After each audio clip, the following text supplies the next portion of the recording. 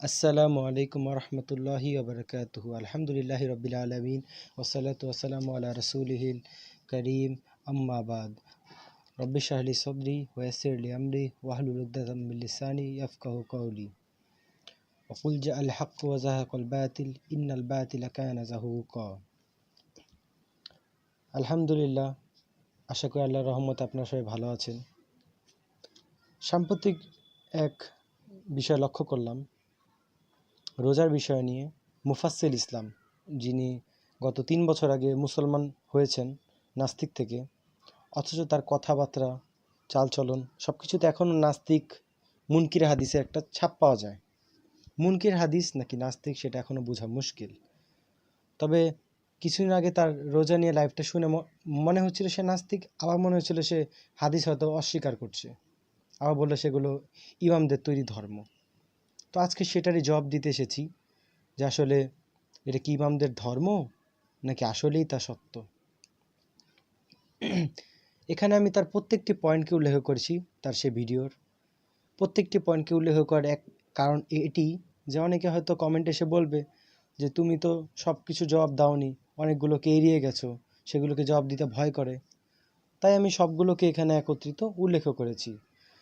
তিনি প্রথমত দাবি করেছেন যে আল্লাহ রোজা রাখতে কি কাউকে কষ্ট দিয়ে কি আল্লাহ খুশি হতে পারবেন। তারপর তিনি বোঝাতে চেয়েছেন যে যে কাফেররা রোজা রাখতো সেই মাসটা দিন গণনা এটা ঠিক না, হিজরি মাস হিজরতের পর থেকে গণনা হয়। তারপর যে সূর্য দেখে যে খ্রিস্টানদের যারা ওরা যে 365 দিন পালন করা হয়, আর আমরা চাঁদ দেখার উপর নির্ভরশীল। তারপর তিনি বললেন যে কুরআন নাজিল হয় এই মাসেই নাজিল হয় নাকি। তারপর তিনি বললেন যে শিয়া এবং অন্যান্য যারা আছেন তারা বিভিন্ন সময় রোজার ইফতারটা পালন করে থাকেন, আর রোজা নাকি এটা একটা বেহেতুক কাজ, এর সাথে কোরআনের আল্লাহর কোনো সম্পর্ক নেই, এটা তার দাবি, এটা ইমামদের তৈরি ধর্ম। তারপর আমরা এটা তারাবি নামাজ নিয়ে মারামারি করি এবং আমরা ইফতার পার্টি করি। তারপর তিনি বললেন যে গরিবদের নিয়ে খাই না, জাস্ট আমরা আমাদের খাবারের পিছিয়ে পড়ে থাকি। এগুলো নিয়ে তিনি আপত্তিগুলো তুলেছেন। হয়তো এই আপত্তিগুলো তিনি কিছু ব্যক্তিদেরকে হয়তো উল্লেখ করে উনি বলতে চেয়েছেন, বাট আমি সত্য কথা বলতে গেলে আমি এখন যার জবাব দিচ্ছি সে একজন নাস্তিক হিসাবে জবাব দিচ্ছি, কারণ এই সেম টু সেম অভিযোগ একজন নাস্তিকের কাছ থেকে আসে। কেননা যে মন থেকে বিশ্বাস করবে সে কখনো এই কথা বলতে পারে না। আর তিনি বারবার বললেন যে রোজাটা অযৌক্তিক বিষয়। আমার আপনার কাছে একটা প্রশ্ন, যদি আপনি ভিডিওটি শুনে থাকেন মুফাসসির সাহেব, যদি যুক্তি দিয়ে ইসলাম কায়েম করতে হয় তাহলে রাসূল সাল্লাল্লাহু আলাইহি সাল্লাম যে কোরআন এনেছেন, মেরাজে গেছেন, এটা তো আপনি অন্তত বিশ্বাস করেন, কোরআন অবতীর্ণ হয়েছে। তো কোরআনটা কীভাবে অবতীর্ণ হয়েছে এটা আপনি যুক্তিতে প্রমাণ করেন? সম্ভব না। কেননা কিছু জ্ঞান আছে যা মানুষের সামর্থ্যের বাহিরে। ঠিক আছে, আবু বকরকে বলছিল দেখো তোমার বন্ধু মুহাম্মদ সাল্লাল্লাহু আলাইহি ওয়াসাল্লাম পাগল হয়ে গেছে, তিনি বলছেন তিনি নাকি মেরাজে গেছেন। তখন তিনি কি বললেন? যদি এই কথা সত্য হয়ে থাকে তাহলে আমি তার উপর ঈমান আনলাম। এ হচ্ছে বিশ্বাস, আর আমরা এই বিশ্বাসের উপরই অটল। তাও যেহেতু আল্লাহর যেহেতু এখানে অঙ্গীকার আছে, আপনি যেহেতু অভিযোগ করেছেন, তাই সেগুলো জবাব দেওয়ার জন্য আমরা প্রস্তুত থাকবো ইনশাআল্লাহ। তো আল্লাহ তৌফিক দান করুক। আমি আপনার অভিযোগটা এখন শুরু করছি। প্রথম আপনি বলছেন যে যে না খেয়ে থাকলে আল্লাহ খুশি হবে, নিজেকে গ্যাস্ট্রিক বানাবেন পেটের মধ্যে এত কষ্ট করে, এগুলো পাগলামি, এগুলো কোনো ভিত্তি থাকতে পারে না। একটা কথা বলি, আল্লাহকে সন্তুষ্ট করার জন্য আল্লাহ যদি আমাদেরকে বলে ঝাঁপ দিতে, আমরা ঝাঁপ দিতে রাজি আছি। এটা আল্লাহ আমাদেরকে পরীক্ষা নেবে, যিনি আমাকে বানিয়েছেন আমি তার কথাকে যুক্তিতে প্রমাণ করতে পারবো না। আপনি যদি আপনার সন্তানের আপনি কোনো কিছু একটা সৃষ্টি করেন, ধরে নেন একটা খেলনার পুতুল তৈরি করলেন যেটা চাবি দিয়ে ঘুরে চলে, তা আপনি আপনার মতো ওটাকে চালাবেন, আঁচড়াবেন, পটকাবেন, সেটা আপনার ইচ্ছা, সেটার প্রতি আপনার একটা হক আছে। সে যদি অন্যজনের কথা মানে, আপনার কথা অমান্য করে, তখন আপনার কেমন লাগবে যে আপনি তাকে বানালেন, সে এত কষ্ট করে আপনি তাকে লালিত পালিত করলেন, যে খাবার দিচ্ছেন, সব করছেন, অথচ সে আপনার কথাটা অমান্য করতেছে। এটা স্বাভাবিক সাইকোলজিক্যাল ফ্যাক্ট, সবার মনে এখান থেকে কষ্ট লাগবে। তো আল্লাহ জাস্ট এটাই বলেছে যে তোমরা আমার ফরজ বিধানগুলোকে পালন করো। আর আপনি বললেন আল্লাহ নাকি এর সাথে কোরআনের কোনো সম্পর্ক নেই। আল্লাহ তাআলা বলেন সূরা হাশরের 7 নম্বর আয়াত, আর 59 নম্বর আয়াত।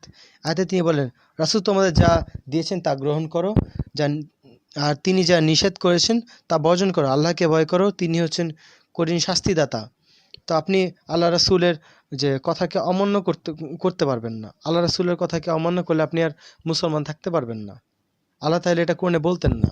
রাসূল সাল্লাল্লাহু আলাইহি সাল্লাম এই রোজা সম্পর্কিত হাদিসগুলো সহিহ সনদে। প্রথম আপনি আপনার মাসলাকটা ক্লিয়ার করুন। আপনি কি মুনকির হাদিস, হাদিস অস্বীকার করলে আগে হাদিস নিয়ে আলোচনা হবে। আপনি একবার এক কথা বলতেছেন, কোন আয়াত আপনি ভুল ধরতেছেন, এটা করতেছেন। তো আপনি একদিকে দাঁড়ান, এক এক পজিশনে দাঁড়া, আপনি বলেন যে হ্যাঁ আমার হাদিসগুলোতে সন্দেহ আছে। হাদিসের সন্দেহটা ক্লিয়ার হয়ে গেলে বাকিটা অটোমেটিক ক্লিয়ার হয়ে যাবে আশা করি। আর সিয়াম সম্পর্কিত যে মূল হাদিস মানে আয়াতটি আমি আপনাকে এখন শোনাবো, মনোযোগ দিয়ে শুনবেন। সূরা বাকারা 183 নম্বর আয়াত। আসলে নাস্তিক ভাইয়েরা অথবা যারা মুনকিরে হাদিস, তারা কোরআনটাও ঠিক মতো পড়ে না, তাই তারা হয়তো বুঝে না। হে ইমানদারগণ, তোমাদের পূর্ববর্তী লোকদের ন্যায় তোমরাও, তোমাদের উপরও সিয়ামকে ফরজ করা হলো। মানে পূর্বেও আপনি এটাই বলেছেন ভিডিওতে যে আগে রোজা রাখতো এখনও রাখে, আর এটা হাসি ঠাট্টা করে বলেছেন। পূর্ববর্তী লোকদের মতো তোমাদের উপর সিয়াম ফরজ করা হলো যেন তোমরা আল্লাহর ভীতি অর্জন করতে পারো। আল্লাহ এখানে সিয়ামকে ফরজ করে দিয়েছেন, মানে বাধ্যতামূলক। আল্লাহর ভীতি অর্জন করতে পারো মানে আপনি যদি কোরআনটাকে বোঝার চেষ্টা করেন নিজের মন থেকে, তাহলে আপনি নিজে বুঝে যাবেন যে আল্লাহ এখানে বলছে ভীতি অর্জন করতে। মানে আপনি আল্লাহর ভয়টা অর্জন করবেন, যে আপনি হ্যাঁ আপনি আল্লাহকে ভয় করেন। এটা আপনি আল্লাহকে প্রমাণ করতে হবে। তিনি সৃষ্টিকর্তা, তিনি সবার ঊর্ধ্বে। তাকে আপনি যুক্তি দিয়ে আপনার প্রমাণ করতে হবে না যে এটা তো অযৌক্তিক, না খেয়ে থাকলে আল্লাহ নাকি খুশি হবেন। সৃষ্টিকর্তা যা চাবে আপনি তা মানতে বাধ্য। আমার কথা আপনি কি কোরআনে বিশ্বাসী কি না? বিশ্বাসী হয়ে থাকলে আপনি অস্বীকার করবেন না। হাদিস স্বীকারী কি নাকি অস্বীকারী, স্বীকার করলে কখনো এই কথা বলতে পারবেন না। সব কিছু যে আমাদের যুক্তি আমাদের ব্রেন দিয়ে যে বের হবে এমন না। তারপর দ্বিতীয় অভিযোগে যাচ্ছি, যে আপনি বলেছেন যে হ্যাঁ এরপরে কিছু বাড়তি কথা বলেছেন, আল্লাহ যা দিয়েছেন তা যদি ভালো মনে করে থাকেন তাহলে খান। হ্যাঁ খাই আলহামদুলিল্লাহ। আল্লাহ যা হালাল করেছেন, আল্লাহ সূরা বাকারায় বলেছেন যা তোমার জন্য হালাল করেছি তোমরা খাও, যা নিষেধ করেছি তা খেও না। তো আল্লাহ যা নিষেধ করেছেন তা আমরা খাবো না। আল্লাহ বলছে রোজা রাখো, তোমরা রোজা রাখো, আল্লাহ আদেশ করলেন, আমি কেন রোজা রাখবো না? অবশ্যই রাখবো। তারপর আপনি বলেন যে যে গরিবদের দুঃখ বোঝার জন্য হয়তো আপনি যদি খেয়ে থাকেন তাহলে আপনি পোলাও কোরমা কেন খান, আর সময় নির্দিষ্ট করে আপনি কেনই বা রোজা রাখেন? রাসূল আল্লাহ আমাদের উপর যাতে কঠিন না হয়ে যায়, বনী ইসরায়েলরা করতো একদম রাতে খেত, সারা রাত একদম পুরো কাটাইতো, সাহারি খেত না, এবং একেবারে ইফতারির সময় গিয়ে তারা রোজাটা মানে একদম পুরা অনেক দেরি করে রোজাটা খুলতো। এটা ছিল ইহুদিদের নীতি। তো তাদের জন্য ক্ষতি হয়ে যেত, অনেকটা ক্ষতিকর দিক। তো আল্লাহ তার জন্য সহজ করে দিলেন এবং বললেন যে যে আমাদেরকে যে রোজার যে রোজা আমাদের উপর ফরজ করলেন এবং আল্লাহর ভীতি অর্জন করার জন্য। তো আমরা এইভাবে রোজা রাখবো। আর গরিবদের দুঃখ বোঝার জন্য এটা লোকরা এইভাবে একটা মিসাল দিয়ে থাকে যে গরিবের দুঃখ বোঝার জন্য। আর গরিবের দুঃখ বোঝাটা এটা একটা ব্যাপার আছে এর মধ্যে। আমরা টাইম দেখে খাই কেন? আল্লাহ বলেছেন। আমরা টাইম দেখে খাই কেন? আল্লাহ রাসূল বলেছেন। আপনি কি নাস্তিক নাকি মুসলমান? এটাকে ক্লিয়ার করেন। আপনি মুসলমান বলে আমি আপনাকে এভাবে জবাব দিচ্ছি, নাস্তিক হলে আমি অন্যভাবে জবাব দিতাম। আর আল্লাহর বিধানকে মান্য করতে হবে, যেহেতু এটা তার আদেশের ক্ষেত্রে। আর তার আদেশের ক্ষেত্রে এটা যুক্তিযুক্তই, কেননা আমি একজন মুসলমান, ইসলামের কিছু ভিত্তি আছে। অতঃপর আপনি বলেছেন যে ইসলাম আগে কাফের রোজা রাখতো, ওনারা এই মাসটিকে উদযাপন করতো, তাই এটা অস্বাভাবিক কিছু না। তো ওনার রোজা রাখতে এটা অস্বীকারের কিছুই নেই। এবং এই রোজার মাসটা যে কবে হারিয়ে গেছে এর কোনো ঠিক ঠিকানা নেই। আপনি যদি যে জানুয়ারি ফেব্রুয়ারি মানে খ্রিস্ট মাস দ্বারা যদি আপনি আরবি মাসকে হিসাব করেন, তাহলে তো আপনি গোমরাহের মধ্যে আছেন। অবশ্যই আপনি গোমরাহের মধ্যে আছেন। আপনি আরবি মাসকে আরবি মাসের দিক থেকে হিসাব করবেন। আগে যেই মাসে রোজা রাখা হতো সেই মাসটার কথা বলা হয়েছে। সেই মাসটা যেই মাসে রোজা রাখা হতো, আগে এই মাসের নামটা ভিন্ন ছিল, পরে এটাকে যে রমজান মাস নাম দেওয়া হয়েছিল। এবং আরব দেশে যারা লোক আছে তাদের একটা মাসে, তারা রমজান মাসেই রোজা রাখে। আমাদের ক্ষেত্রে এটা জুন থেকে একবার জুলাই থেকে জুনে আসে, আবার মেতে আসে, কবে জানি জানুয়ারিতে আসবে। কেন আমরা 365 দিন হিসাব করি, যে খ্রিস্ট যে ক্যালেন্ডার ওই হিসাবে। তো আর আপনি এটাও বলেছেন যে 30 দিনই রাখতে হবে, মানে রোজা যে 30 দিনে রাখতে হবে, এর প্রমাণ কোথায়? আলহামদুলিল্লাহ, এর প্রমাণ আছে। রমজান মাসে রোজা রাখতে বলা হয়েছে। আর একটি হাদিসও আছে। যদি আপনি হাদিসকে অস্বীকার করেন সেটা আমার বোঝা যায়, যে বলছেন আপনি কোরআনে নেই। আল্লাহ বলেছে তোমরা তোমরা পূর্ব ব্যক্তিদের মতো তোমাদের উপরও ফরজ করা হয়েছে। পূর্ব ব্যক্তিরা কোন মাসে সিয়াম রাখতো? রমাজান মাসে। সেই মাস কয় দিন? আরবি মাস অনুযায়ী কখনো হবে চাঁদ দেখার উপর 29 দিন, কখনো হবে 30 দিন। যেহেতু 30 দিন হবে, 29 হবে, এই যে আপনি যে 30 দিনটা নির্দিষ্ট করলেন, আমরা তো কখনো বলি না যে 30 দিনই রাখতে হবে। 29 হলে 29 দিন, অবশ্যই 29 দিন রাখবো, চাঁদ দেখার উপর নির্ভরশীল। যেহেতু সেই মাসটা 29 দিনের, তাই আমরা 29 বা 30 দিন রোজা রাখি। এটা হচ্ছে আমাদের প্রমাণ। আর রাসূল সাল্লাল্লাহু আলাইহি ওয়াসাল্লাম একটি মিশকাতের 1958 নম্বর হাদিস, আবু হুরায়রা রাদিয়াল্লাহু তাআলা আনহু থেকে সহিহ সনদে রাসূল সাল্লাল্লাহু আলাইহি ওয়াসাল্লাম বলেছেন, যে ব্যক্তি ঈমানের সাথে ও সওয়াবের আশায় রমজানের সিয়াম পালন করে, তার পূর্বের গুনাহসমূহ মাফ করে দেওয়া হয়। সুবহানাল্লাহ। যে ব্যক্তি ঈমানের সাথে ও সওয়াবের আশায় রমজানের রাত্রি ইবাদতে কাটায়, যে তার পূর্বের গুনাহসমূহ মাফ করে দেয় আল্লাহ। আর যে ব্যক্তি ঈমানের সাথে সওয়াবের আশায় কদরের রাত্রি ইবাদতে কাটায়, তার পূর্ববর্তী গুনাহসমূহ মাফ করে দেওয়া হয়। আলহামদুলিল্লাহ, এখানে রমজান মাসের কথা বলা হয়েছে। আর যেহেতু আল্লাহ রমজান পূর্ববর্তী লোকদের মতো রমজান রমজান সেই সেই রোজা রাখার কথা বলেছে, তো এটা অবশ্যই রমজান মাসের কথাই বলা হয়েছে। আসলে কোরআনেই জবাব আছে আলহামদুলিল্লাহ। আর কোরআন হাদিসের মধ্যে তেমন কোনো পার্থক্য নেই। আমি শুরুতে একটি আয়াত তিলাওয়াত করেছিলাম, ওয়ামা ইয়ান্তিকু আনিল হাওয়া, মোহাম্মদ রসুল যা বলেন তা নিজে থেকে কিছু বলেন না, তিনি যা বলেন তা আল্লাহরই আয়াত, আল্লাহরই বাণী। আর আল্লাহ কোরআন রমজান মাসে দিয়েছেন। এবার আপনি বলি, কোরআন প্রথমেই লাউহে মাহফুজে রাখা ছিল, জিবরাইল তা ওখান থেকে আনতেন এবং এবং দুনিয়াতে, এবং রমজান মাসে সেই লাইলাতুল কদর, সেই রাতের কথা বলা হয়েছে। এখানে আপনি কোরআন থেকে ভুল ব্যাখ্যা করেছেন। আপনি বলেছেন যে ওই সেই মাসের মধ্যে কেউ নাজিল হয়েছে, 1-2টা আয়াত নাজিল হয়েছে। আমাদের কথা হচ্ছে শুরুটা হয়েছে কোথায়। আল্লাহ এটাই বলেছেন যে যে রোজাটা মানে কোরআনটা নাজিল হয়, শুরুটাই হয় সেই লাইলাতুল কদর। সেই লাইলাতুল কদর কবে? সেই রোজার বেজর রাত্রিগুলোতে। রাসূল সাল্লাল্লাহু আলাইহি ওয়াসাল্লাম যে সাহাবী দুইজনের মারামারি দেখতে গিয়ে সেখানে ভুলে গেছিলেন লাইলাতুল কদর। তিনিও তো মানুষ। আর এখানে হয়তো আল্লাহর কোনো উদ্দেশ্য ছিলেন, তাই হয়তো তিনিও তাকে জানাননি। আল্লাহ তিনি মহান, তিনি যদি যা জরুরি মনে করতেন তিনি তা করবেন অবশ্যই।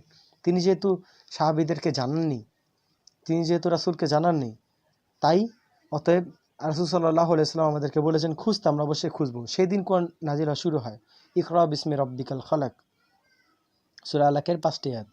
এবং এই রমজান মাসে থেকেই কোরআনের নাজিল শুরু হয় এবং প্রায় 23 বছর বয়স পর্যন্ত এটি চলতে থাকে।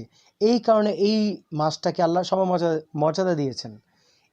এর মানে এমন নয় যে এই মাসেই পুরো সমাপ্ত করেছে। এটা আপনি কোথায় পেলেন যে এই মাসেই কোরআনকে আমি সমাপ্ত করে দিয়েছি, নাজিল সমাপ্ত করে দিয়েছি? সূরা মায়েদার 3 নম্বর আয়াতে আল্লাহ তাআলা বলেন যে আজকে আমি তোমাদের দিনকে পরিপূর্ণ করে দিলাম। এখন কি সেটা শেষ আয়াত? এখন কি আপনি সেটাকে শেষ আয়াত ধরবেন কোরআনের? নাকি কোরআনের শেষ আয়াত হচ্ছে মিনাল জিন্নাতি ওয়ান নাস? কোনটা ধরবেন? এরপর আপনি বললেন সূরা বাকার আয়াত অনুযায়ী যে আল্লাহ তাআলা যেহেতু শিয়ারা, যারা হানাফিরা সবাই তো রোজা রাখে কখন, মানে রোজা ভাঙে কখন? তো আল্লাহ তাআলা, আমরা দেখি আল্লাহ কোরআনে কি বলেছেন। প্রথমে সূরা বাকার 187 নম্বর আয়াত, একটু আগে যাবেন তাহলে আপনারা পাবেন। তোমরা পানাহার করো যতক্ষণ রাত্রির কৃষ্ণরেখা থেকে উষার শুভ্র রেখা স্পষ্টরূপে তোমাদের কাছে প্রতিভাত না হয়, তারপর রাত্রি পর্যন্ত রোজা পূর্ণ করো। এখানে আল্লাহ তাআলা একটা স্পষ্ট বলে দিলেন যে সূর্য ডুবার পর থেকে নিয়ে রাত পর্যন্ত একটা নির্দিষ্ট সময় আল্লাহ আমাদেরকে দিলেন। এটা হচ্ছে আল্লাহ আমাদেরকে একটা কাস্টম। ধরে নেন আমি আপনাকে বললাম যে আপনি 1 থেকে 9-এর মধ্যে একটা সংখ্যা চুজ করেন, ফেভারিট, সেই অনুযায়ী আপনাকে উপহার দেওয়া হবে। এখন আমি আপনাকে নিজেই চুজ করে দিলাম যে আপনি এটা চুজ করেন, এটা আপনার জন্য ভালো হয়। ঠিক আছে? তো এখন এর মধ্যে রাসূল সাল্লাল্লাহু আলাইহি ওয়াসাল্লাম, যিনি আমাদের প্রফেট, নবী, তিনি যদি এসে আমাদেরকে বলে দেন যে দ্রুত ইফতার করাটা বেটার, সাহাল ইবনে সাদ রাদিয়াল্লাহু তাআলা আনহু থেকে বর্ণিত, রাসূল সাল্লাল্লাহু আলাইহি ওয়াসাল্লাম বলেছেন, মানুষ কল্যাণের সাথে থাকবে যতকাল তারা তাড়াতাড়ি ইফতার করবে। এবং সূর্য ডুবে যাওয়ার সাথে সাথে ইফতার করার হাদিস আছে। এখন কথাটা এইটা হতে পারে, এই যে আমাদের কথা হচ্ছে সূর্য ডুবার সাথে সাথে যখন মাগরিবের ওয়াক্ত হয় তখন আমরা ইফতার করব। এখন মাগরিবের ওয়াক্ত নিয়ে আপনি বলছেন হানাফি, শাফি, মালিকি, হাম্বলি ইখতিলাফ আছে। আমরা দেখবো সেই হাদিস অনুযায়ী যেটা থাকবে সেটা আমল করবো ইনশাআল্লাহ। এমন না যে এক হাদিস পরস্পর বিরোধী। এগুলো লোকদের এই যে মাসালার ক্ষেত্রে, বয়ানের ক্ষেত্রে একটু ভুল হতেই পারে, সবার ক্ষেত্রেই। তবে আমরা জানি যে যখন সূর্যটা একদম ডুবে যাবে, সূর্যটা যখন তার অংশটা শেষ হয়ে যাবে, যখন আপনি সূর্যের যে একটু লাইটটা দেখতে পারতেছেন, সূর্যের যে গোল গোল অংশটার যে একটু লাইট দেখতে পারতেছেন আপনি, সেটা যখন নিচে চলে যাবে তখন আপনি এখন রোজাটা খুলে ফেলবেন। স্পষ্ট কথা, শেষ। এবং এটার উপর এখন বর্তমানে সবাই আমল করছে। এটা আপনি একবার ভেবে দেখেন নাই? ভাববেন কিভাবে? আমার জানা মতে মুনকিরে হাদিসের বুদ্ধি দেখেন খুবই কম হয়ে থাকে। যাই হোক, তারপর এটা আপনি বলেছেন এটা ইমামদের ধর্ম। এটা ইমামদের ধর্ম না ভাই, এটা রাসূল সাল্লাল্লাহু আলাইহি সাল্লামের ধর্ম। আর আপনি ঠিকই বলেছেন, তারাই আমার ইমাম। আর রোজার সাথে কোরআনের কোনো মিল নেই। হ্যাঁ, কি হাস্যকর! আমি আপনাকে এই যে আপনি কোরআন আসলে পড়েননি তো, তাহলে আপনি তাই আমি বুঝেন না।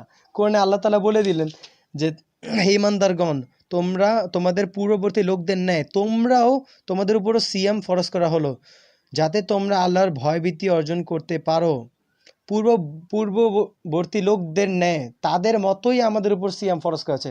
তারা কোন সময় রোজা রাখতো? তারা এই রমজানের মাসটি যারা ভিন্ন নামে ছিল সেই সময় তারা রোজা রাখতো। আর সেম আমাদেরকেও তাই করতে বলা হয়েছে। রাসূল সাল্লাল্লাহু আলাইহি সাল্লাম এই মাসটি রোজা রাখতে বলেছেন, আমরা এই মাসটি রোজা রাখবো। আপনি আপনার মাসলাকটি বয়ান করবেন ইনশাআল্লাহ, আশা করি। আর মিথ্যাবাদী সম্পর্কে আপনার জ্ঞান থাকা খুবই জরুরি। সূরা আলে ইমরানে 61 নম্বর আয়াতে আল্লাহ বলেছেন, মিথ্যাবাদীদের প্রতি অভিশাপ করি, নাউজুবিল্লাহ। আর সূরা জারিয়াতে 10-এ বলেছেন, মিথ্যাচারীরা ধ্বংস হোক। এছাড়া অনেক আয়াতে বলা হয়েছে, সূরা মুমিনের 28 নম্বর আয়াতে আল্লাহ তাআলা সীমালঙ্ঘনকারী মিথ্যাবাদীকে সৎ পথে পরিচালিত করেন না। আপনি এখন সৎ পথে পরিচালিত হতে পারছেন না, কারণ আপনি মিথ্যাচার করে যাচ্ছেন। এখন এমন হতে পারে এটা আপনার বুঝার ভুল। এখন এটা তো আমি আপনাকে মিথ্যাচার বলতে পারি না, আপনার বুঝার ভুল হতেই পারে। ভুল হলে আপনি শুধরে নেবেন। বাট একটা কমন জিনিস, যেটা আমি একজন তলেবে ইলম, আপনার থেকে বয়স অনেক ছোট হব, আপনার ছেলেরও ছোট হব, তাও আমি আপনার এই অভিযোগগুলো বুঝতে পারতেছি, বাট আপনি বুঝতে পারছেন না কেন? আপনি বলেন যে গরিবদের নিয়ে খায় না। কে বলে যে খায় না ভাই? যাদেরকে আপনি ধর্ম ব্যবসায়ী মনে করছেন তারাই গরিবের পাশে আজকে দাঁড়িয়ে আছে, অনেক কাছে দাঁড়িয়ে আছে। আপনাদের কি অবদান আমি তো সেটাই দেখতে পাচ্ছি না। এসব যারা রাজনীতি টাইপসের ব্যবসায়ী লোকজন আছে, যারা মানে দিনের পথে চলে না, মোল্লা বাদে, আপনার তো মোল্লা বলেন, তো মোল্লা ব্যতীত যারা আছে তাদেরকে তো আমি এই সহযোগিতার পথে হাত বাড়াতেই দেখি না, তাদের তো আমি দেখি না। এখন আপনি বলতে পারেন যে তারা গোপনে দান করে, এই গোপনে দানটা খুবই যে কবুল করে। আর যারা ধর্ম ব্যবসায়ী তারা তো দেখাচ্ছে, লোক দেখে ইবাদত করছে। ভাই আমি আপনাকে বলি, যদি মিডিয়ার লোকরা থাকে তারা সবার আগে এদেরটাই প্রচার করে দেয়। তারা ইসলাম ব্যক্তির কোনো কিছু প্রচার করে না। আপনি সময় টিভিতে দেখেন, জামিয়া সালাফিয়ারা সহযোগিতা করছে, তাদেরটা কতটুকু প্রচার করেছে? এটা হচ্ছে বাংলাদেশের মিডিয়া জগতের নীতি।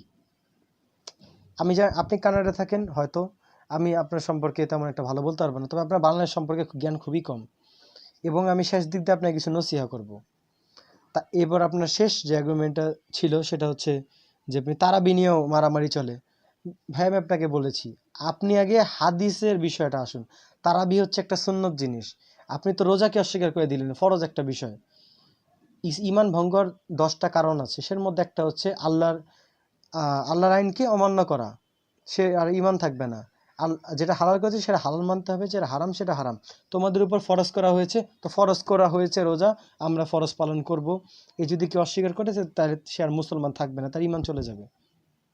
তাও আমি আপনাকে এখন পুরোপুরি শিওর হতে পারছি না, কারণ আপনি এখন আপনার ভুল হতেই পারে, সেটা পরে হয়তো শুধরে নেবেন আশা করি। আর আর সেই এই কোরআন সম্পর্কে আপনারা পড়বেন। আর আল্লাহ এই কোরআনকে 12টি মাস, মূল 12টা মাসে আমাদেরকে ধরতে হবে। আমরা তো এই আরবেরা তো আর খ্রিস্ট মাসটাকে ধরে না। আপনার এই অভিযোগটা আমার সব থেকে খারাপ লেগেছে, কেননা এই অভিযোগটা এখন বর্তমানে নাস্তিরা বাদ দিয়ে দিয়েছে, করে না।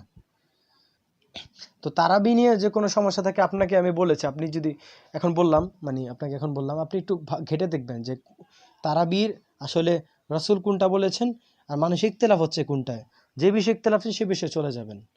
যখন দেখবেন যে আসলেই তো সব কিছুর মধ্যে আপনাকে খুঁজে বের করতে হবে, কেননা রাসূল সাল্লাল্লাহু আলাইহি সাল্লাম ভবিষ্যবাণী করেছিলেন যে ৭৩টি দল হবে, এর মধ্যে ৭২ দলই যাবে জাহান্নামে। ৭২ দলে নিজস্ব মতভেদ থাকবে, ফেরকা থাকবে। আর সে এক দল যারা আমি এবং আমার সাহাবী যার উপরে আল্লাহ রাসূল ও তার সাহাবীরা কোরআন মানতেন, হাদিস মানতেন, সেই অনুযায়ী চলতেন, সেই অনুযায়ী আপনিও চলার চেষ্টা করেন। মানে আলাইহি ওয়াস সাহাবী, আপনি এটার উপর আমল করার চেষ্টা করেন। এবং এবার আপনাকে কিছু নসিহা করব। ভাইজান, আপনি অনেকবার বলেন যে আল্লাহ কি আমাকে বলেছে কোরআন আরবিতে পড়তে, আমি কোরআন আরবিতে পড়বো, অর্থ কেউ বুঝছে না, কিছু নাকি মোটিভেশন স্পিচ দেন লাইভে এসে, অথচ আপনার কথা এখন বেশিরভাগ মানুষের গায়ে লাগেই না, তারা বুঝতে পারে। আমি আপনাকে বলছি, আপনি কি কোরআন আরবি পড়তে পারেন অথবা পড়েছেন? আচ্ছা, ধরে নিলাম তর্কের খাতিরে দলিল নেই, আপনি আজকে কোরআনটা আরবিতে পড়বেন, চেষ্টা করবেন, বাংলা উচ্চারণটাই পড়বেন, জাস্ট সুর দিয়ে পড়ার চেষ্টা করবেন, মন থেকে দেখেন আপনার টান আসে কিনা। দলিলের দিক থেকে পড়ে যাচ্ছি, দলিল আছে তো। এখন কোরআন তো আরব ভাষীদের জন্য সহজ করে নাজিল হয়েছে, তা আমাদের জন্য কেন? কোরআন ভাষা শেখা কি তেমন একটা মুশকিলের বিষয়? আর কোরআন নিজস্ব ভাষাই পড়তে হবে, নিজস্ব ভাষাই শিখতে হবে, এটাই হচ্ছে মূল কথা, সেটা আমিও বলি। বাট কোরআন আরবিতে পড়লে জাস্ট নেকির উদ্দেশ্যে সবাই পড়ে থাকে। তো আপনিও কোরআনটা পড়ে দেখেন, তাহলে আপনিও আপনার মন থেকে কোরআনের প্রতি একটা আগ্রহ জাগবে, ভালোবাসা জাগবে, আপনিও কোরআনের আয়াতগুলোকে বুঝতে পারবেন। আর নিজের দৃষ্টিতে না, মুমিনের দৃষ্টিতে, একজন অন্তরের দৃষ্টিতে ভাবার চেষ্টা করেন। একদম সব কিছুতে যদি আপনি যুক্তি ধরতে যান, তাহলে আপনি যে, ধরে নিলাম এটা আল্লাহ ক্ষমা করুক, নাস্তিক ছিলেন, ভালো ছিলেন, কথার কথা, বাট আপনি ইসলামের এখন মুসলিম সেজে এখন মুসলিমদের মধ্যে এখন ফিতনা ছড়াচ্ছেন। মুসলিম সেজে আপনি বলতেছেন যে, আপনি সত্য করে বলেন কুরবানিটা কি হাদিসে একবারও আছে? আল্লাহ কি বলেছে তোমরা এই যে রক্তপাত করো, এটা করো, সেটা করো? আল্লাহ বলেছে আমার কাছে তোমাদের কুরবানিগুলো গোশত রক্ত পৌঁছায় না, আমার কাছে পৌঁছায় তোমাদের সেই ত্যাগ করাটা, সেই আমলটা আল্লাহর কাছে পৌঁছায়। আলহামদুলিল্লাহ। তো আমরা যে সেটা করি, কুরবানির ক্ষেত্রে আমরা বলি সেটা ফরজ না, এটা আমরা মানি, কুরবানিটা ফরজ না, যে চায় সে করতে পারে। তবে কুরবানি করার ফলে যে তেমন কোনো ক্ষতি হয়ে যাচ্ছে, এত বছর যাবৎ কুরবানি হচ্ছে, তেমন কোনো ক্ষতি হচ্ছে বলে প্রমাণ পাওয়া যাচ্ছে না। আল্লাহ রিজিকের মালিক, তিনি খালিক।